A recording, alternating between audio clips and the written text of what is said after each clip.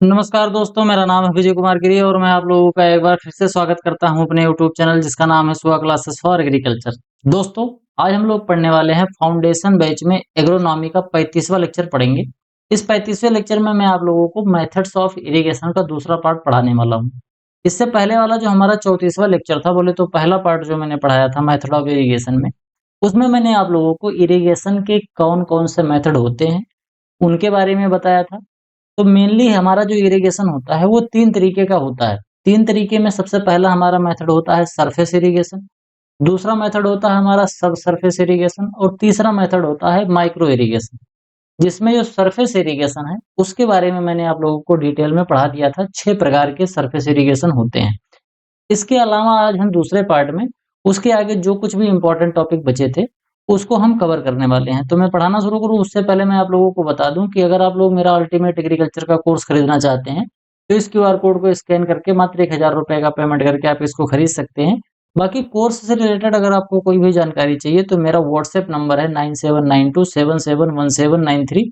मेरे इस WhatsApp number से आप संपर्क करके मेरा जो अल्टीमेट एग्रीकल्चर का कोर्स है, इस कोर्स के बारे में आप जानकारी प्राप्त कर सकते हो कि कैसे खरीदना है, इसमें क्या-क्या जानकारी मिलेगी।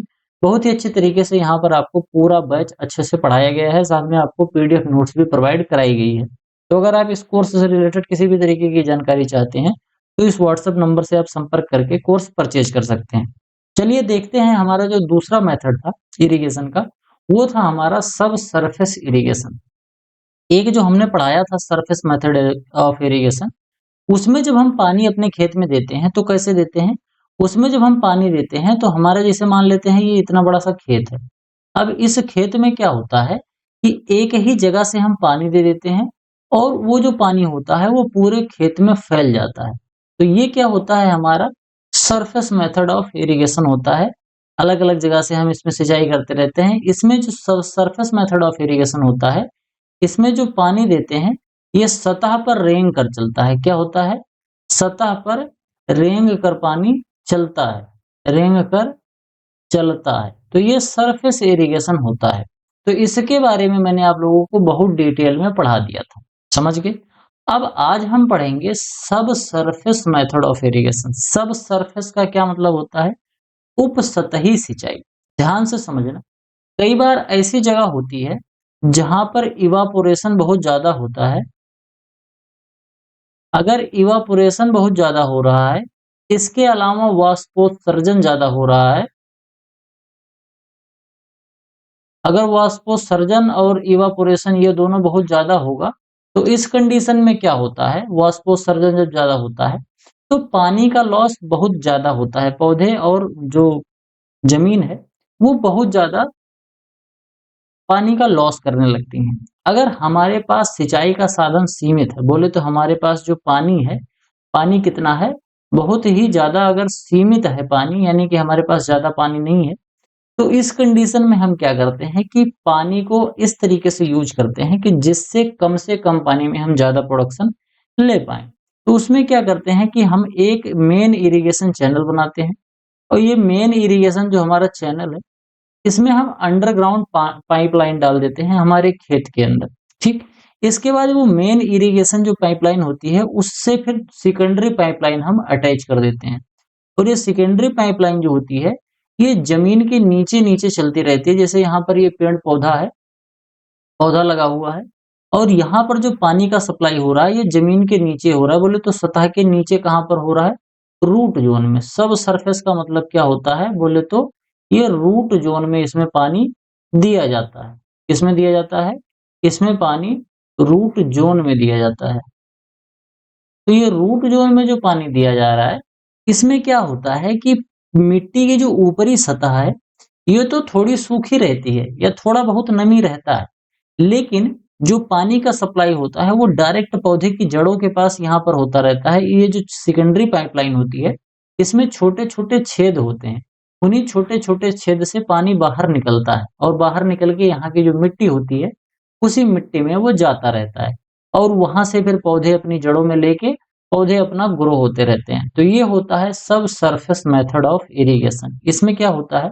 Water is delivered through underground perforated pipe or a deep trench at 35 to 30 meter interval, बोले तो 15 से लेके 30 मीटर के इंटरवल पर इसमें एक-एक पाइप डाली जाती है। इसमें वाटर जो होता है वो gradually wet the root zone, यहाँ पर रूट ज़ोन में पानी जो होता है, वो मिट्टी को गीला किए रहता है और वहाँ से पौधे पानी लेते रहते हैं अपना कैपिलरी मूवमेंट के थ्रू। इसके फायदे क्या-क्या होते हैं? एक तो इवापोरेशन लॉस बहुत कम होता है क्योंकि सरफेस जो होती है, ऊपर वाली जो सरफेस है वो ड्राई रहती है। ऊपर वाली सरफेस, क्योंकि पानी जो है वो ज़मीन की निचली सतह में दिया जा रहा है, तो इस वजह से ये जो ऊपर वाली सतह है, ये ऊपर वाली सतह सूखी रहती है और पौधे को कोई फ़र्क भी नहीं पड़ता है क्योंकि पौधा तो यहाँ से जड़ों से पानी ले रहा है ना, और यहाँ पर तो पानी मिल ही जाता है उसको, तो कोई दिक्कत नहीं होती है। अब ऊपर जब सूखा रहता है तो एक चीज़ और होता है कि जो खरपतवार का ग्रोथ होता है, वीड का जो ग्रोथ होता है, ये भी कंट्रोल रहता है। वीड का ग्रोथ भी क्या होता है, कंट्रोल रहता है। क्यों? क्योंकि जो खरपतवार उगता है, वो खरपतवार स्टार्टिंग में उसकी जो जड़ें होती हैं, वो खरपतवार की जड़ें सबसे पहले तो ऊपर देखने को मिलती हैं। कुछ जो दूब घास जैसे जो खरपतवार हैं, उनके जो सीड होते हैं ऊपर रहते हैं और यहीं से ग्रो होना स्टार्ट करते हैं। तो कई बार क्या होता है कि पौधे नीचे ही जो खरपतवार होते हैं, उनको प्रॉपर मॉइस्चर नहीं मिल पाता तो वो ग्रो नहीं होते हैं। तो सब सरफेस जो एरिया जो ये सरफेस वाला एरिया है, वहाँ पर खरपतवार जो हैं, ये कम उगते हैं। ऐसा नहीं है कि नहीं उगेंगे, कम उगेंगे। ऐसे खरपतवार तो उग ही जाएँगे जिनका रूट ज़ोन बिल्कुल पौधे के रूट ज़ोन के बराबर होता है। तो ये चीज़ अपने को देखने को मिलती है। इसके अलावा हम बात करते हैं लेस वीड मैनेजमेंट नीडेड होता है। अगर खरपतवार कम निकलेंगे, तो हम क्या करेंगे इसमें, खरपतवार कम निकलेंगे तो खरपतवार का मैनेजमेंट भी हम कम करेंगे। इसके डिसएडवांटेज क्या-क्या हैं? सबसे पहला कि ये सभी तरीके के क्रॉप में सूटेबल नहीं होता है। बोले तो not suitable not suitable for every crop every crop दुनिया भर की जो क्रॉप होती है, सभी क्रॉप में ये वाला मेथड हम यूज नहीं कर सकते। इसके अलावा डीप परकुलेशन थ्रू ट्रेंच, जो ये हमने ट्रेंच खोद रखा है, इस ट्रेंच में जो पाइप है, इससे पानी निकलता है तो कई बार ये पानी नीचे जाता है, परकुलेशन होने लगता है। वैसे परकुलेशन जब हम सरफेस पे करेंगे तो भी होता है और यहाँ भी होता है, लेकिन जब सरफेस वाला पानी होगा तो जब वो परकुलेट करेगा तो पहले इतनी दूर तो वो परकुलेट करके आएगा तो पौधे के रूट ज़ोन तक ही पहुँचेगा। लेकिन अगर डायरेक्ट हम पानी यहीं दे रहे हैं तो वो तो अगर 5 सेंटीमीटर परकुलेट किया तो वो नीचे ही चला गया, समझ रहे हो? सरफेस से अगर परकुलेट किया तो 5 सेंटीमीटर अगर मान लो परकुलेट करके नीचे आया, तो यहाँ पर रूट ज़ोन में आ गया तो पौधे को मिल जाएगा। लेकिन अगर पानी ही आप यहाँ पर दे रहे हो तो वो 5 सेंटीमीटर अगर नीचे चला गया तो रूट ज़ोन से वो तो नीचे ही चला जाएगा। तो डीप परकुलेशन के द्वारा इसमें थोड़ा-सा पानी लॉस हो जाता है। इसके अलावा हम देखते हैं तो मेंटेनेंस ऑफ पाइपलाइन जो होती है बहुत ज़्यादा डिफ़िकल्ट होती है। कई बार खेत में जो ये लगा होता है इसको चूहे कुतर देते हैं। तो अगर चूहे ने इसको डैमेज कर दिया पाइप को, तो हमको पहले बहुत दिनों तक तो पता नहीं चल पाता कि पाइप कहाँ डैमेज है। जैसे मान लेते हैं इतनी दूर तक ऐसे पाइप जा रही है। यहाँ पर चूहे ने अगर पाइप को डैमेज कर दिया तो यहाँ पर बहुत ढेर सारा क्या होगा, यहाँ पर बहुत ढेर सारा पानी निकल जाएगा और आगे का जो वाटर फ्लो है वो नहीं हो पाएगा। इसके अलावा जब चूहे पाइपलाइन को काटते हैं, तो पाइपलाइन को काट के आगे मिट्टी भर देते हैं। तो आगे मिट्टी भर देते हैं या चूहे पाइपलाइन के अंदर खुद ही घुस के फँस जाते हैं, तो इससे आगे का जो वाटर सप्लाई होता है वो रुक जाता है। तो इस तरीके से जो पानी इधर को जा रहा था, वो रुक जाएगा और यहीं तक केवल पानी आएगा। अब अगर हम चाहते हैं कि यहाँ पर पाइपलाइन को हम रिपेयर करें, तो रिपेयर करेंगे तो ज़मीन के नीचे है तो पहले हमको खुदाई करनी पड़ेगी और जब हम खुदाई करेंगे तो यहाँ पर ज़मीन के ऊपर जो पेड़-पौधे हैं, जो यहाँ पर हमने फसल ग्रो करी है, ये फसल उतनी दूर की खराब हो जाएगी। तो ये सभी समस्याएँ हमको देखने को यहाँ पर मिलती हैं। इसके अलावा इसको जब हम खेत में डालते हैं तो जुताई करने समय जब हम टिलेज करते हैं, तो टिलेज करने में भी अगर हम जैसे सबसॉइलिंग करते हैं ना, आप लोगों को बताया था मैंने एक सबसॉइलिंग मेथड होता है। तो ये जो सबसॉइलिंग करते हैं, तो सबसॉइलिंग करते समय क्योंकि हम इसको 60 सेंटीमीटर गहराई तक जुताई कर देते हैं, 60 सेंटीमीटर या 1 सेंटीमीटर 60 सेंटीमीटर या 1 मीटर के आसपास तक कई बार इसमें गहराई में जुताई करी जाती है। वो तो टाइम टू टाइम और फील्ड टू फील्ड डिफर करता है। वैसे 30 से लेके 60 सेंटीमीटर के आसपास तक हम सबसॉइलिंग करते हैं। तो सबसॉइलिंग जब हम करेंगे तो क्या होता है, क्योंकि 15 से 30 क्या कहते हैं, ये बहुत ज़्यादा, ये 15 से 30 मीटर जो लिखा है ये तो एक से दूसरे के बीच का ये इंटरवल होता है। यानी कि एक लाइन यहाँ पड़ी है, एक लाइन ये वाली फिर इसके बाद दूसरी वाली जो लाइन पड़ेगी वो 15 से 30 सेंटीमीटर की होगी। यहाँ पर हम बात कर रहे हैं कि जब हम 32 से लेके 60 सेंटीमीटर गहराई में अगर हम जुताई करेंगे, तो ये जो होता है, सब ये वाली जो पाइपलाइन होती है, ये पौधे के रूट ज़ोन में होती है। अगर हमने ट्रैक्टर चलाना चाहा कि लाओ हम ट्रैक्टर चलाते हैं, फसल काट लिया और अब हम सबसॉइलिंग करना चाहते हैं, तो हमको ये पूरी पाइप एक बार फिर से निकालनी पड़ेगी। पूरी पाइपलाइन को निकालेंगे, फिर दोबारा इसको बिछाएँगे, तो ये काफ़ी ज़्यादा डिफ़िकल्ट हो जाता है और ये कॉस्ट इफ़ेक्टिव नहीं रहता है। इसके अलावा हाई इनिशियल कॉस्ट इसमें ज़्यादा जाती है क्योंकि ढेर सारी पाइपलाइन बिछानी पड़ती है और पौधे की जितनी रो होती है, सभी की सभी रो में एक पाइप हमको डालना पड़ता है, तो इनिशियल कॉस्ट इसका ज़्यादा आता है। इसके अलावा हम आगे बात करते हैं तो हमारा जो तीसरा मेथड होता है, वो होता है माइक्रो इरिगेशन मेथड, जिसको हम सूक्ष्म सिंचाई विधियाँ बोलते हैं। आज के दुनिया में अगर हम बात करें, तो आज के समय में जब हम खेती करते हैं, तो खेती करते समय क्योंकि हमारे पास पानी की उपलब्धता बहुत अच्छे तरीके से नहीं है, हमको किसी न किसी तरीके से water use water use efficiency जो है, हमको इसको बढ़ाना है। तो वाटर यूज़ एफिशिएंसी को बढ़ाने का तात्पर्य ये है कि हमारा जो पर हेक्टेयर एरिया है, उसमें हम कम से कम पानी देकर ज़्यादा से ज़्यादा यील्ड ले पाएँ। उसके लिए माइक्रो इरिगेशन बहुत ज़्यादा ज़रूरी होता है। जैसे इज़राइल की अगर हम बात करें, तो इज़राइल में ड्रिप इरिगेशन और स्प्रिंकलर इरिगेशन बहुतायत में किया जाता है। सबसे ज़्यादा अगर किसी देश में यूज़ किया जाता है ये माइक्रो इरिगेशन, तो इज़राइल जो है वहाँ पर यूज़ किया जाता है। क्यों? क्योंकि इज़राइल की जो धरती है, वहाँ पर पानी उपलब्ध नहीं है। तो इनको क्या करना पड़ता है, समुद्र का जो पानी होता है, जो कि खारा होता है, तो उस खारे पानी को सबसे पहले तो जो खारा पानी होता है, उसको तो सबसे पहले मीठे पानी में कन्वर्ट करते हैं, बोले तो इसको थोड़ा-सा हम प्यूरिफाई करते हैं। फिर मीठे पानी को हम सिंचाई करते हैं। तो अगर हम खारे पानी को ट्रीट करके सिंचाई कर रहे हैं, तो हमारे पास बहुत ज़्यादा मात्रा में तो पानी होगा नहीं। तो उस कंडीशन में स्प्रिंकलर इरिगेशन और ड्रिप इरिगेशन का उपयोग किया जाता है। तो इसमें एक-एक करके हम समझते हैं कि स्प्रिंकलर इरिगेशन सिस्टम कैसे काम करता है। यहाँ पर आप देख रहे होंगे कि इसमें क्या करते हैं कि एक तो पानी का स्रोत होता है। क्या होता है? एक तो पानी का स्रोत होता है। अब इस पानी के स्रोत से पाइपलाइन के द्वारा पानी जो आता है वो खेत में आता है। खेत में ढेर सारी ऐसे पाइपलाइन पड़ी होती है और हर पाइपलाइन में ऐसे लाइन से इस तरीके से इमीटर लगे होते हैं। इमीटर तो नहीं कहते, इसको रेन गन कहते हैं। क्या कहते हैं इसको? यहाँ पर जो लगा होता है वो रेन गन लगा होता है, जिसको क्या कहते हैं, बौछार करने वाला एक स्टैंड लगा होता है जिसमें से इस तरीके से पानी निकलता है। तो इसको बौछार विधि या फव्वारा विधि भी कहा जाता है, स्प्रिंकलर इरिगेशन को। इसमें जो पानी होता है ये ओवरहेड इरिगेशन के नाम से भी इसको जाना जाता है। कई बार इसको पूछा जाता है तो क्या होता है ये होता है overhead irrigation. Overhead method of irrigation के नाम से भी इसको जाना जाता है। चाहे इसको फव्वारा विधि बोल दो या स्प्रिंकलर इरिगेशन बोल दो या ओवरहेड इरिगेशन का मेथड ये होता है। इसमें पानी जो होता है वो बूंद-बूंद के रूप में ऊपर से ऐसे नीचे गिरता है। तो इसके कुछ फ़ायदे होते हैं और कैसे किया जाता है उसको थोड़ा-सा समझते हैं। इसमें जो वाटर अप्लाई किया जाता है वो स्प्रे या फिर rain over the top crop over the crop, बोले तो यहाँ जो फसल है, उस फसल के ऊपर पानी जैसे बरसात का पानी गिरता है ना, उस तरीके से इसमें पानी दिया जाता है। अब आप लोगों को याद होगा कि मैंने बताया था एक तो सतह पे पानी दे रहे हैं, एक सतह के नीचे पानी दे रहे हैं और एक सतह के ऊपर से पानी गिरा रहे हैं। तो ये 3 मेथड होते हैं हमारी इरिगेशन। तो इसमें over the top, over the crop के ऊपर हम देते हैं इसको पानी। इसमें जो रेट ऑफ वाटर डिलीवरी होती है वो greater than 1000 litre per hour होती है।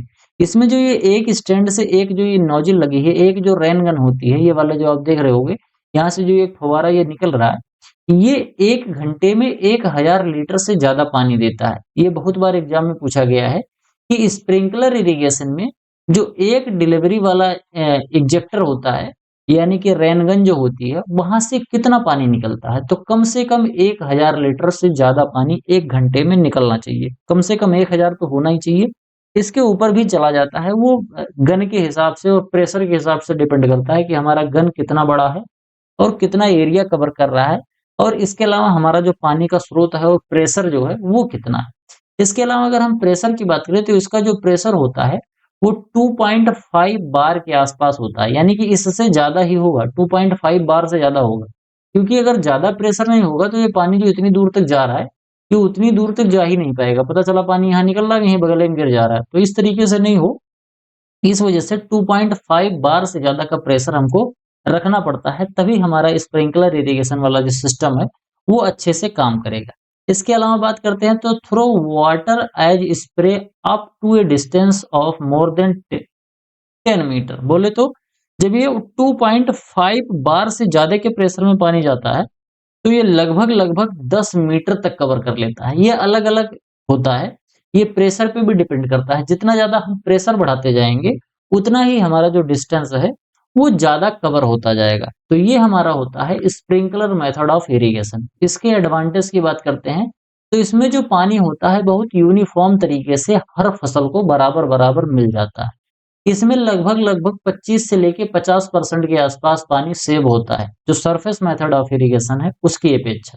जैसे मान लेते हैं इतना बड़ा हमारा अगर खेत है, अगर इसमें हम सरफेस मेथड ऑफ इरिगेशन में लगा रहे हैं तो मान लेते हैं हमारा 100 लीटर पानी लगेगा। लेकिन अगर स्प्रिंकलर लगाएंगे तो हमारा 50 लीटर पानी में या 25 लीटर पानी में ही हमारा, सॉरी, 50 लीटर से लेके 75 लीटर पानी के आसपास में हमारा जो इरिगेशन है ये हो जाता है। इसके अलावा क्या होता है, जब हम सरफेस इरिगेशन करते हैं तो हमको सिंचाई की जो फ्रीक्वेंसी होती है वो कम रखनी पड़ती है, लेकिन स्प्रिंकलर में थोड़ा सा सिंचाई की फ्रीक्वेंसी को ज्यादा रखना पड़ता है। बोले तो थोड़ा थोड़ा पानी लेकिन कई बार इसमें दिया जाता है। जैसे अगर स्प्रिंकलर मेथड से हम फसल ग्रो कर रहे हैं तो स्प्रिंकलर मेथड में मान लेते हैं कि हमने 6 बार सिंचाई करी है, तो वहीं अगर हम सरफेस मेथड लगाएंगे तो सरफेस मेथड में हो सकता है हमको 4 बार ही सिंचाई करनी पड़े। इसके अलावा अगर हम बात करें तो saving of land by 10 to 20% जैसे चैनल जब हम बनाते हैं, जब हम सरफेस इरिगेशन मेथड का इस्तेमाल करते हैं तो उसमें हमको क्या करना पड़ता है, इरिगेशन चैनल के लिए हमको नालियां बनानी पड़ती है, पानी को रोकने के लिए मेड़ बनाना पड़ता है। लेकिन जब हम स्प्रिंकलर मेथड यूज करते हैं तो इसमें इस तरीके का कोई भी व्यवस्था हमको नहीं करनी पड़ती, क्योंकि पानी जो है ये डायरेक्ट ऐसे गिरेगा और मिट्टी में जैसे जाएगा तो मिट्टी उसको एब्जॉर्ब कर लेगी। और जैसे ही हमको लगेगा कि अब पानी बहने वाली स्थिति में आने वाला है, वो तभी हम सिंचाई बंद कर देते हैं। तो इसमें पानी बह के कहीं इधर-उधर नहीं जाता है, सीपेज के द्वारा या फिर रन ऑफ नहीं होता है। पर्कुलेशन हो सकता है, पर्कुलेशन इनफिल्ट्रेशन, लेकिन सीपेज और रन ऑफ नहीं होता, मतलब पानी सतह के ऊपर से बहेगा नहीं। जिस तरीके से सिंचाई करते समय जब हम सतही सिंचाई करते हैं तो पानी बहता है।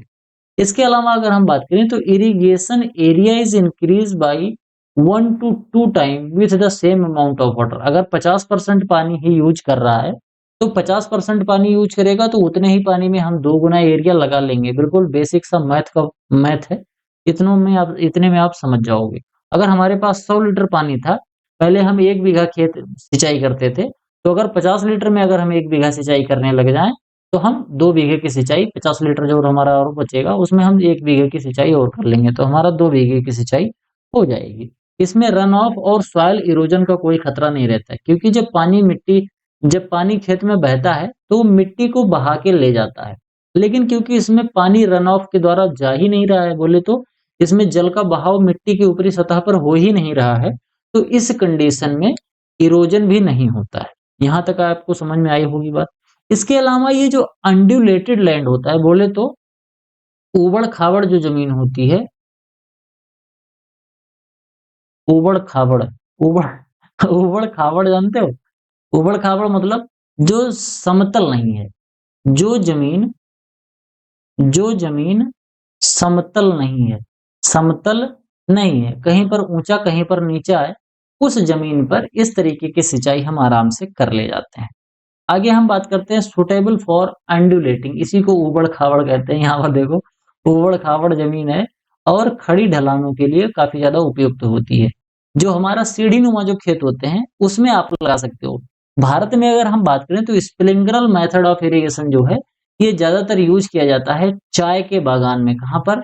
जो हमारा चाय का बागान होता है, चाय की खेती करते समय स्प्रिंकलर इरिगेशन लगाते हैं, क्योंकि चाय की खेती जहां पर होती है वहां पर जमीन बराबर नहीं रहती है। इसके अलावा अगर हम बात करें तो suitable for area where water and labour are scarce, बोले तो जहां पर पानी कम है और लेबर की अवेलेबिलिटी का हमें मेड़-वेड़ बनाने का दिक्कत है, तो वहाँ पर हम स्प्रिंकलर मेथड लगाते हैं। ओवरऑल अगर हम देखें तो स्प्रिंकलर मेथड अच्छा होता है। Suitable for saline soil to leach salt, salt को लीच आउट करने के लिए कि साल्ट जो है वो धीरे-धीरे ज़मीन में पानी के द्वारा अंदर चला जाए, बिल्कुल नीचे चला जाए। तो इसके लिए भी सैलाइन सॉइल को सही करने के लिए बोले तो ऊसर जो लवण वाली जो मिट्टी है, लवणीय मिट्टी को सही करने के लिए भी स्प्रिंकलर मेथड ऑफ इरिगेशन का हम उपयोग कर सकते हैं।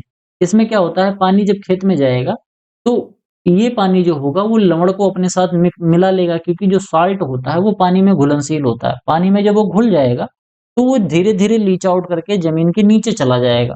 पौधे के रूट ज़ोन से बाहर चला जाएगा। तो हमारी जो मिट्टी होती है धीरे-धीरे न्यूट्रलाइज़ हो जाती है। तो ये कुछ फ़ायदे होते हैं स्प्रिंकलर इरिगेशन के। अब इस फ़ायदे के अलावा इसके डिसएडवांटेज भी होते हैं। कौन-कौन सा? अगर विंड वेलोसिटी बहुत तेज है, बोले तो अगर 12 किलोमीटर पर आवर से ज़्यादा की स्पीड से हवा चल रही है और तब आपने स्प्रिंकलर लगा दिया, तो पानी बराबर हर जगह नहीं पहुँच पाएगा। क्या होगा? अगर बहुत तेज़ी से हवा चलेगी तो जिस तरफ को हवा जाएगी, पानी उसी तरफ को उड़ जाएगा, क्योंकि इसकी बहुत महीन-महीन सी बूँदें बन जाती है, फव्वारा बनता है। तो ये बूँदें उड़ जाएँगी, इधर-उधर उड़ जाती हैं। तो इससे पानी जो है वो बराबर सभी पौधों के पास पहुँच नहीं पाता है। इसके अलावा इसको लगाने का जो इनिशियल कॉस्ट होता है वो ज़्यादा होता है। जैसे सरफेस इरिगेशन में है तो हमको मेड़ बनाना पड़ता है, तो उसमें तो ज़्यादा मेहनत है नहीं। लेकिन स्प्रिंकलर इरिगेशन में हमको फिर से वही पाइप बिछानी पड़ेगी, जैसे सब सरफेस वाले मेथड में था। तो इसका इनिशियल कॉस्ट भी ज़्यादा लगता है।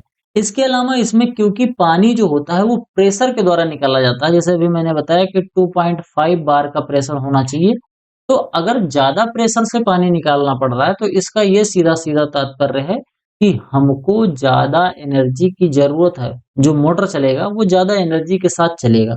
तो इस तरीके से जब हम सिंचाई करते हैं तो हमको थोड़ा-सा एनर्जी की ज़्यादा ज़रूरत पड़ती है। पाइपलाइन बहुत अच्छे से होनी चाहिए। अगर मजबूत पाइपलाइन नहीं रहेगी तो वो फट जाएगी जब ज़्यादा प्रेशर पड़ेगा। इसके अलावा कई बार क्या होता है कि जब हम इसमें जैसे मान लो कि कोई हमने इसमें इंसेक्टिसाइड या पेस्टिसाइड छिड़क रखा है खेत में, अब हमको सिंचाई की ज़रूरत है। तो जो इंसेक्टिसाइड या पेस्टिसाइड जो पत्तियों के ऊपर रहता है, जब हम सिंचाई करते हैं स्प्रिंकलर वाले मेथड से, तो इससे जो पानी जाता है, ये पौधे को धुल देता है। तो पौधे के ऊपर जो केमिकल हमने डाल रखा था, वो धुल जाएगा। इसकी वजह से कई बार रोग जो हैं, इनके बढ़ने का खतरा बढ़ जाता है। इसके अलावा इसको हर तरीके की क्रॉप में हम यूज़ नहीं कर सकते। स्प्रिंकलर मेथड वाला जो इरिगेशन है, इसको हम कभी ऑर्चर्ड में नहीं यूज़ करते। ऑर्चर्ड मतलब यानी कि जो हमारी ट्री वाली क्रॉप्स होती हैं, उसमें हम नहीं यूज़ करेंगे। जो हमारी बागवान वाली फसलें हैं, जैसे हमारा आम है, नींबू है, इसके अलावा अमरूद है, लीची है, करौंदा है, इस तरीके की जो बड़ी-बड़ी फसलें हैं, उसमें हम इस तरीके की सिंचाई नहीं कर सकते। इसके अलावा ऐसी क्रॉप जिनकी वाटर रिक्वायरमेंट बहुत ज़्यादा होती है, उसमें भी इसको करने का कोई मतलब नहीं होता है। जैसे राइस की क्रॉप जो होती है, जूट की क्रॉप बहुत ज़्यादा बड़ी होती है, इस वजह से इसमें नहीं लगा सकते। इसके अलावा राइस की क्रॉप में नहीं लगा सकते। और कई बार ऐसा होता है कि पौधे जब फ्लावरिंग स्टेज में होते हैं, फ्लावरिंग स्टेज में जब पौधे होते हैं और उस समय पर जब हम स्प्रिंकलर इरिगेशन से सिंचाई करते हैं, तो जो पौधे के फूल होते हैं, उनके अंदर के जो एंथर या फिर मेल और फीमेल के जो रिप्रोडक्टिव पार्ट्स होते हैं, उनके डैमेज होने का खतरा होता है। कैसे डैमेज हो सकते हैं? जब ये पानी प्रेशर से पड़ेगा किसी पत्ते के ऊपर, किसी पत्ती पर, तो क्या होता है कई बार वो जो पॉलन होते हैं, वो पौधे से झड़ जाते हैं, तो प्रॉपर तरीके से पॉलिनेशन भी नहीं हो पाता है। तो ये सभी समस्याएँ देखने को मिलती हैं। अगर बहुत प्रेशर से किसी फूल पर पानी गिर गया तो कहो फूल ही टूट के गिर जाए।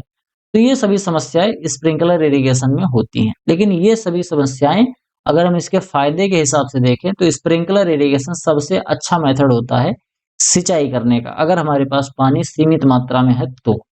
इसके अलावा हमारा है ड्रिप इरिगेशन। इसकी जो वाटर यूज़ एफिशिएंसी है वो बहुत अच्छी होती है। इसमें जो हम है वो 50 से लेके 70% के आसपास पानी बचा लेते हैं और इसमें 95% वाटर यूज़ एफिशिएंसी होती है। बोले तो 95% जो पानी है वो हम पौधे को देते हैं और पौधे उसको यूज़ कर लेते हैं। इवापोरेशन इसमें कम होता है। इसके अलावा पानी का दूसरे तरीके से जो लॉस है वो कम होता है। इसको जो डिस्कवर किया गया था वो इज़राइल में किया गया था। जैसे अभी मैंने स्टार्टिंग में बताया था कि माइक्रो इरिगेशन जो है वो ज़्यादातर इज़राइल में किया जाता है। तो इजराइल में ज्यादातर हम ड्रिप इरिगेशन का इस्तेमाल करते हैं। और ड्रिप इरिगेशन का फायदा ये है कि इसको लगभग लगभग हर फसल में ग्रो कर सकते हैं, लगा सकते हैं। बोले तो अगर कोई एक ऐसी फसल है जो क्लोज ग्रोइंग क्रॉप है, ध्यान से समझना, जो क्लोज ग्रोइंग क्रॉप होती है, केवल उन फसलों को छोड़कर बाकी हर तरीके की फसल में इसका उपयोग हम कर सकते हैं। केवल क्लोज ग्रोइंग क्रॉप में नहीं ग्रो कर सकते, लगा सकते हैं। जैसे हमारा धान है, गेहूं है, सरसों है, इस तरीके की जो फसलें होती हैं उसमें नहीं लगा सकते। बाकी हमारी जो वेजिटेबल क्रॉप्स होती हैं, फ्रूट क्रॉप्स होती हैं, इनमें हम ड्रिप इरिगेशन बहुत अच्छे तरीके से लगा सकते हैं। इसको हम क्या बोलते हैं? इसको हम बोलते हैं ट्रिकल सिंचाई।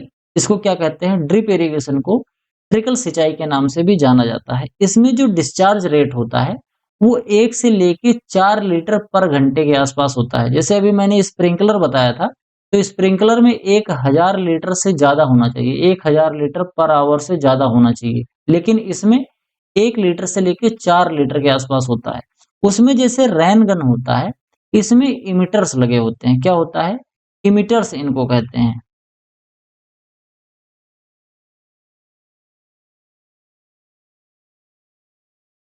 इमिटर्स कहते हैं, समझ गए? ये इमिटर्स जो होते हैं वहां से पानी ऐसे बूंद बूंद करके गिरता है। इसके अलावा अगर हम बात करें तो it's consist of A main line, फिर सब लाइन, इसके साथ साथ लेटरल लाइन और इमिटर्स। ये लास्ट में इसमें इमिटर्स ये लगे होते हैं। इमिटर्स जहां से पानी बूंद बूंद करके यहाँ पर गिरता है। जैसे आपको दिख रहा होगा ये मेन लाइन है, इसके बाद फिर ये क्या है? ये सब लाइन है। इसके बाद इसमें छोटी छोटी सी खूब छोटी छोटी ऐसे लगी होती है, कई बार लेटरल लाइन लगी लगी होती है, और अंत में फिर इमिटर लगा होता है और उसी इमिटर से पानी गिरता है। यहाँ पर आपको ये जो लग रहा है ये सभी टोटी होती है। बोले तो यहाँ से पानी बंद कर देते हैं तो आगे पानी नहीं जाता है। तो ये इमिटर जो होता है, इसी इमिटर से पानी निकलता है। वाटर डिस्चार्ज जो होता है वो कहाँ से होता है? इमिटर से होता है। अब क्योंकि इसमें जो पानी दिया जाता है वो बहुत थोड़ा थोड़ा करके पानी दिया जाता है, इसी वजह से हर दूसरे तीसरे चौथे दिन 1 से लेके 4 दिन के अंतराल पर इसमें हमको सिंचाई करनी पड़ती है। अगर गर्मी ज्यादा पड़ रही है, टेम्परेचर ज्यादा है, सूखा ज्यादा पड़ रहा है, तो उस कंडीशन में हमको दिन भर में एक बार सिंचाई करनी पड़ती है। अन्यथा हम 1 से 4 दिन के अंदर पर एक बार इसमें सिंचाई करते रहते हैं। बोले तो इसमें सिंचाई अनवरत चलती रहती है। मतलब ऐसा नहीं है कि 24 घंटे चलती रहेगी। बोले तो एक दिन, दूसरे दिन, 2-3 दिन के अंतराल पर, 4 दिन के अंतराल पर इसमें सिंचाई हम थोड़ा-थोड़ा करते रहते हैं। इसमें सबसे बड़ा फायदा ये है कि पौधे की जो जड़ होती है उसी के पास पानी बूंद-बूंद करके गिरता है। तो यहाँ जो ये पूरा जमीन बच रही है, यहाँ पर किसी भी तरीके का कोई मॉइस्चर नहीं रहेगा। और जब नमी नहीं रहेगी तो यहाँ पर खरपतवार ऑटोमेटिकली उगने की संभावना नहीं रहती। तो खरपतवार नहीं उगते हैं। तो खरपतवार को प्रबंध करने का एक बहुत ही अच्छा तरीका ये होता है। इसमें 50 से लेके 70% पानी सेव होता है सरफेस मेथड में। अगर हम देखें, जैसे सरफेस मेथड में अगर हमारा 100 लीटर पानी लग रहा है, तो अगर हम ड्रिप इरिगेशन लगाएंगे तो हमारा 30 लीटर पानी ही यूज होगा। और इसमें जो वाटर यूज इफिशियंसी होती है वो कितनी होती है? 95% के आसपास होती है। एडवांटेज की बात करें तो well suited for area of acute water shortage, यानी कि जहां पानी की बहुत ज्यादा कमी है, जैसे इजराइल में है, तो वहां पर यह मेथड बहुत आसानी से हम अच्छे तरीके से यूज कर सकते हैं। इसके अलावा है minimisation of soil erosion. Soil erosion बिल्कुल भी नहीं होता है पानी की वजह से, क्योंकि पानी इसमें बहेगा ही नहीं। डीप पर्कुलेशन भी कम होता है। क्यों? क्योंकि पानी बहुत थोड़ा थोड़ा ही गिरता है, तो नीचे जाने का कोई सवाल ही नहीं है। थोड़ा थोड़ा पानी देंगे और उतना ही पानी पौधे उसको एब्जॉर्ब कर लेंगे। बाकी थोड़ा बहुत पानी अगर इवापोरेशन के द्वारा उड़ भी जाएगा तो कोई दिक्कत नहीं। कुल मिला के पानी नीचे नहीं जाता है, या जाता भी है तो बहुत कम जाता है। रन ऑफ लॉस भी कम होता है। मतलब हर तरीके से इसमें पानी की बचत होती है। Water is maintained eight field capacity. इसमें जो फील्ड कैपेसिटी होती है उस तक पानी को मेंटेन किया जाता है। बोले तो पानी जब -1/3 बार के आसपास तक होता है तो वहां तक इसको मेंटेन करके रखा जाता है। इससे ज्यादा जब प्रेशर होने लगता है तो पानी का, जब टेंशन जब बढ़ जाता है 1.4 से ज्यादा हो जाएगा, 1.3 से, 1/3 से, जैसे मान लो 1 बार या 2 बार का प्रेशर हो गया, 1 बार या 2 बार का टेंशन हो गया पानी के बीच में, तो उस कंडीशन में हम इसमें थोड़ा सा सिंचाई कर देते हैं। अब इसमें जो फील्ड कैपेसिटी है वो केवल पौधे की जड़ के पास की फील्ड कैपेसिटी है। यहाँ तो पानी बिल्कुल, यहाँ तो बिल्कुल मिट्टी सूखी हुई रहती है। ये आपको समझना होगा। इसके अलावा साल्ट कंसंट्रेशन जो होता है वो काफ़ी ज़्यादा लेस होना चाहिए अगर इस तरीके से हम लगा रहे हैं। इसके अलावा बात करते हैं तो no land levelling is necessary. अगर ज़मीन हमारी ऊबड़-खाबड़ है, तो कोई दिक्कत वाली बात नहीं है, इस तरीके से हम सिंचाई कर ले जाएँगे।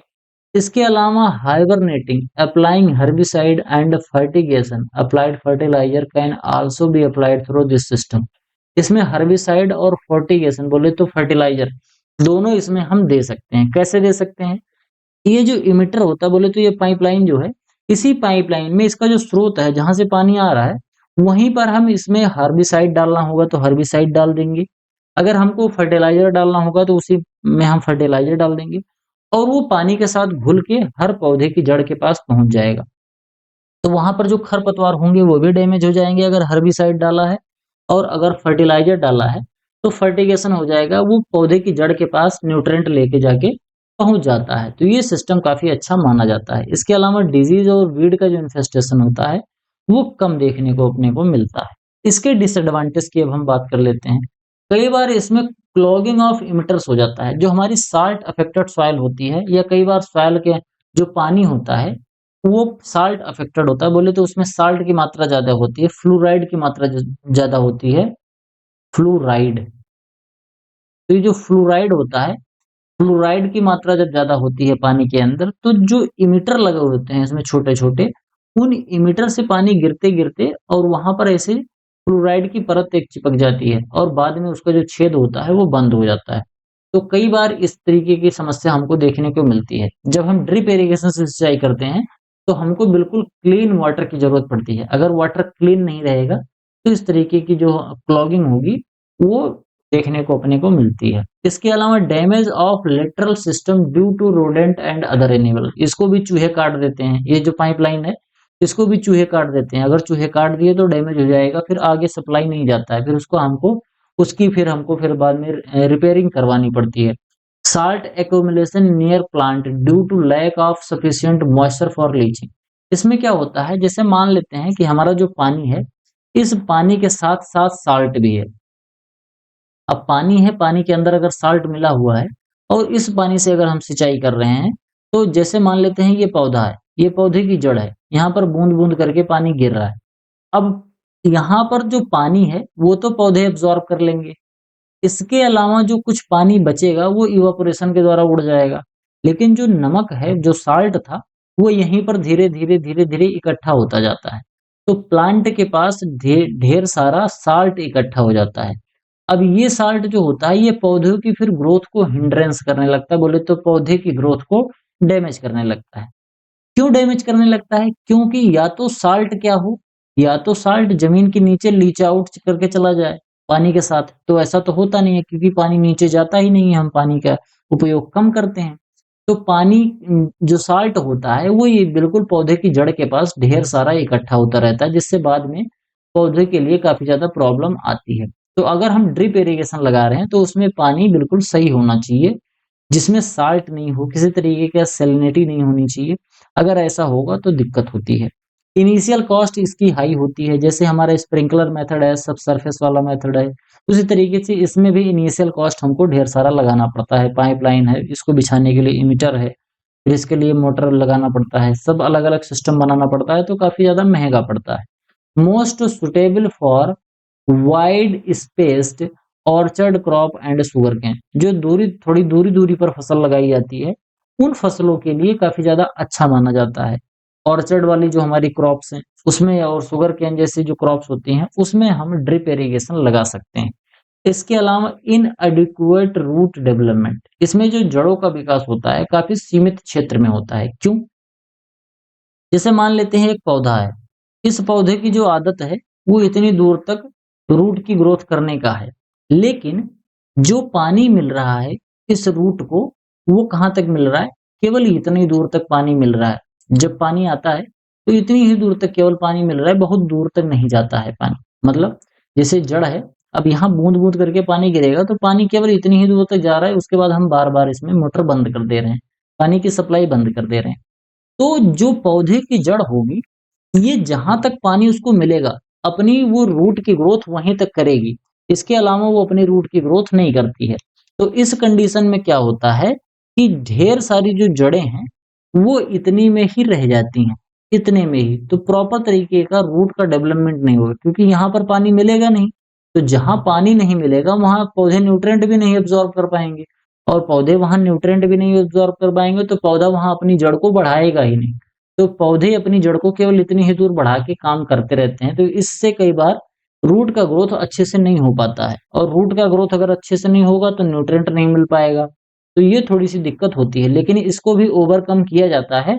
हम पानी को टाइम-टाइम पर थोड़ा ज़्यादा दूर तक दे देते हैं कि जिससे थोड़ा ज़्यादा पानी दे देते हैं, जिससे कि पौधे की ग्रोथ जो होती है रूट की वो प्रॉपर तरीके से होती रहे। अब हम यहाँ पर बात करेंगे थोड़ा-सा कंपैरेटिव स्टडी की, स्प्रिंकलर इरिगेशन और ड्रिप इरिगेशन की। इसमें जो वाटर होता है, स्प्रे और रेन के फॉर्म में आता है, लेकिन ड्रिप इरिगेशन में पानी जो होता है वो बूँद-बूँद के फॉर्म में आता है। इसमें जो रेट ऑफ डिलीवरी होती है वो कितनी होती है? 1000 लीटर से ज़्यादा पर घंटे 1000 लीटर से ज़्यादा पानी खेत में देता है। मतलब एक जो रेन गन लगी होती है और इसमें जो 1 एमिटर लगा होता है वो 1 लीटर से लेके 4 लीटर पर आवर की स्पीड से पानी इसमें गिरता है। स्पीड से नहीं मतलब रेट से। इसके अलावा वाटर सेविंग की बात करें तो इसमें 25 से लेके 50% के आसपास पानी सेव होता है और ड्रिप इरिगेशन में 60 से लेके 70% के आसपास पानी सेव होता है। इसमें जो लैंड सेविंग होती है वो 10 से लेके 16% होती है और इसमें नॉट एप्लीकेबल होता है। इसके अलावा यूनिफॉर्मिटी की बात करें तो यूनिफॉर्म एप्लीकेशन ये 10 मीटर तक दे सकता है लेकिन अगर हवा तेज चलेगी तो नहीं दे पाएगा। और इसमें जो होता है वो केवल रूट ज़ोन में पानी दिया जाता है। इसके अलावा खेत में अगर बीच में जैसे मान लेते हैं एक लाइन ये है, एक लाइन ये है, तो इस लाइन के बीच में ये जो खाली पड़ी जगह है, यहाँ पर भी पानी नहीं होगा और यहाँ पर जहाँ-जहाँ पौधा लगा होगा, केवल वहीं-वहीं पानी गिरेगा। तो इस तरीके से इसमें कोई यूनिफ़ॉर्म वाला सिस्टम नहीं होता है ड्रिप इरिगेशन में। इसके अलावा सूटेबल फॉर अंडुलेटिंग लैंड तो अंडुलेटिंग लैंड में तो दोनों सूटेबल है। इसके अलावा सैंडी सॉइल में ये भी सूटेबल है, तो ये भी सूटेबल है। सैलाइन सॉइल में ये सूटेबल है, लेकिन ये थोड़ी-सी दिक्कत कर देता है। इसके अलावा बात करते हैं वाटर और लेबर स्कार्सिटी अगर है, तो स्प्रिंकलर मेथड लगा सकते हैं। इसमें अगर हम बात करें तो वाइडर स्पेड जो क्रॉप होती है, थोड़ी-सी दूर-दूर लगती है। इसमें लगा सकते हैं ऑर्चर्ड है, वेजिटेबल है, गार्डन है।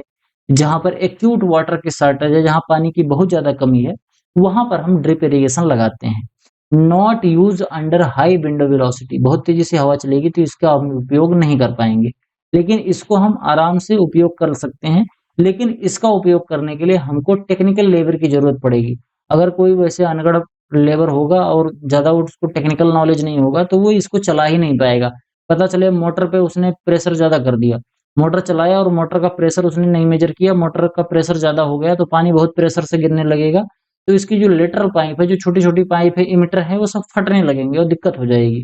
तो ये सभी चीज़ें ध्यान में रख के फिर हम इसमें सिंचाई करते हैं अपने ड्रिप इरिगेशन सिस्टम में। बात करेंगे अब हम आगे डिफरेंट क्रॉप के लिए इरिगेशन मेथड। जैसे कोई भी इरिगेशन मेथड किसी भी क्रॉप के लिए कोई भी इरिगेशन मेथड ऐसा नहीं है, जो सभी क्रॉप के लिए एक जैसा अच्छा हो। ऐसा नहीं है। हर क्रॉप के लिए अलग-अलग इरिगेशन मेथड की ज़रूरत पड़ती है। हम किसी भी इरिगेशन ऐसा नहीं है कि हाँ, ये वाला जो इरिगेशन मेथड है इसमें सब क्रॉप में इसको उपयोग कर सकते हैं, ऐसा बिल्कुल नहीं हो सकता। तो जैसे फ्लडिंग वाला है, तो इसमें हम राइस और जूट की जो हमारी फसल होती है उसमें फ्लडिंग इरिगेशन बहुत अच्छे से करी जाती है।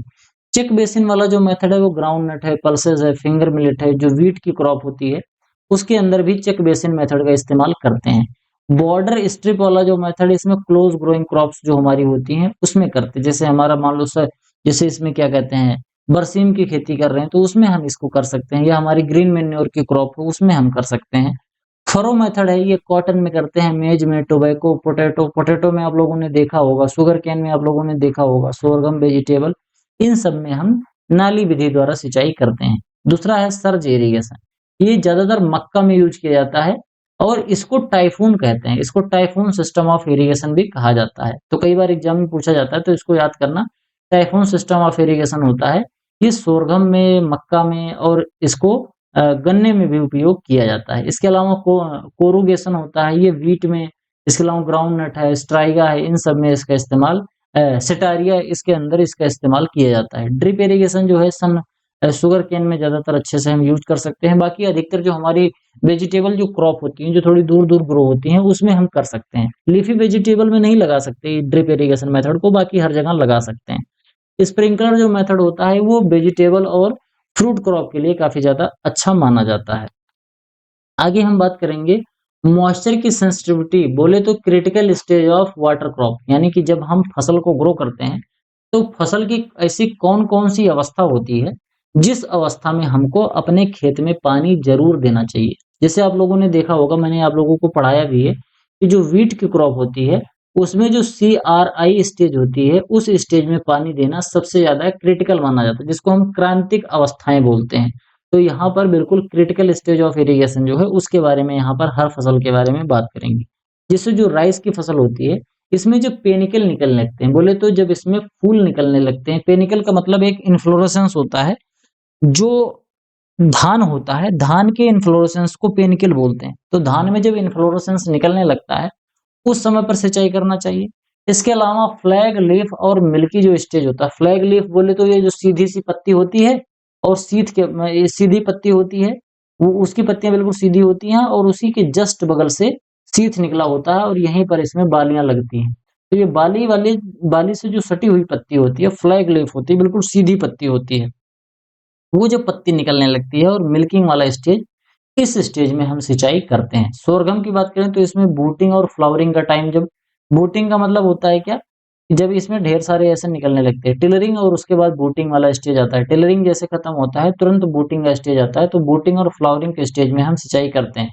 मेज का जो है उसमें सिल्किंग और टेसलिंग वाला स्टेज काफ़ी ज़्यादा इम्पोर्टेंट है बोले तो, जब इसमें सिल्किंग बोले तो फीमेल पार्ट और टेसलिंग बोले तो मेल पार्ट। इसमें सबसे पहले मेल पार्ट निकलता है, तो पहले तो मेल पार्ट और सेकंड में फीमेल पार्ट। तो मेल और फीमेल पार्ट जो निकलता है लगभग 15 दिन का आप उसमें टाइम लगता है।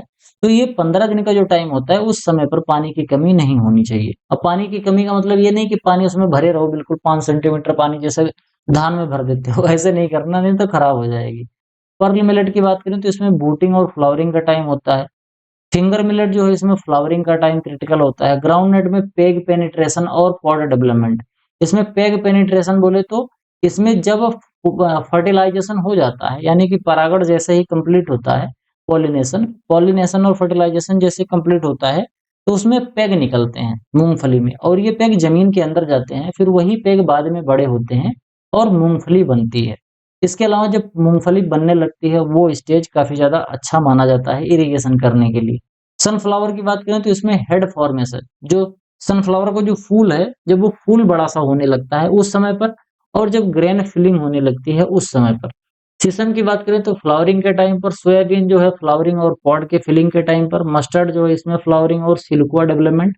सिल्कवा डेवलपमेंट बोले तो उसमें जब सरसों के दाने बनने लगते हैं। इसके अलावा अगर हम बात करें ब्लैक ग्राम या ग्रीन ग्राम में, इसमें फ्लावरिंग और अर्ली पॉड डेवलपमेंट। जितने भी हमारी दलहनी फसल होती है, सबके अंदर लगभग-लगभग फ्लावरिंग और अर्ली पॉड डेवलपमेंट का स्टेज होता है। अगर फ्लावरिंग का टाइम है, तो फ्लावरिंग के टाइम पर हमको नहीं देना होता है। फ्लावरिंग स्टार्ट होने से पहले देना होता है, समझ गए? यानी कि फ्लावरिंग इनिशिएशन स्टेज। अब उसमें खेत में फूल भी दिख रहा है, उस समय पर अगर सिंचाई करोगे तो फूल गिरने लगते हैं, ये समस्या होती है। इसीलिए जब आपको लगे कि खेत में अब फूल निकलने वाले हैं, उस समय पर सिंचाई कर दो। जब फूल निकल रहे हों तो उस समय पे सिंचाई नहीं करनी चाहिए।